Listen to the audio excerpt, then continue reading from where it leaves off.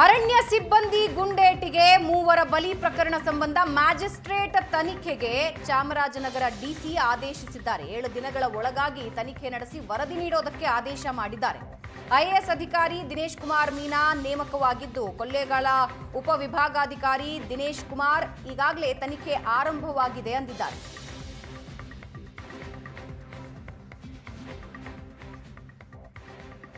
Madam order ಪ್ರಕಾರ ಏನಾಗಿದೆ ಅದರ ಬಗ್ಗೆ DC madam has ordered on enquiry under executive magistrate.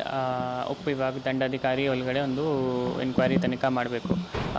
Enquiry ನಡೀತಾ ಇದೆ. ಈಗ ಎನ್ಕ್ವೈರಿ ರಿಸಲ್ಟ್ ಬಂದ ನಂತರ I will send a report to DC madam. Enquiry start ಆಗಿದೆ. ಆದ ನಂತರ ಎಲ್ಲ all the inquest report, post mortem report ಇದೆಲ್ಲ ಬೇಸಿಸ್ ಮೇಲೆ ಎನ್ಕ್ವೈರಿ ಆಗುತ್ತೆ.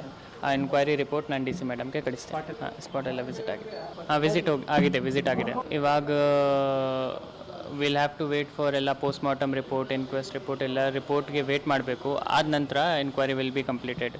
ರಿಪೋರ್ಟ್ ಇಲ್ಲದೆ it won't be a fair enquiry. ಅದಕ್ಕೆ let's wait for the report. First report ಬರಲಿ, ಆಮೇಲೆ I will do the enquiry. ಈಗ ಎನ್ಕ್ವೈರಿ ಚಾಲು ನಡೀತಾ ಇರೋದರಿಂದ ಇದರ ಬಗ್ಗೆ ಏನೂ ಹೇಳೋಕ್ಕಾಗಲ್ಲ. Let the enquiry take a fair.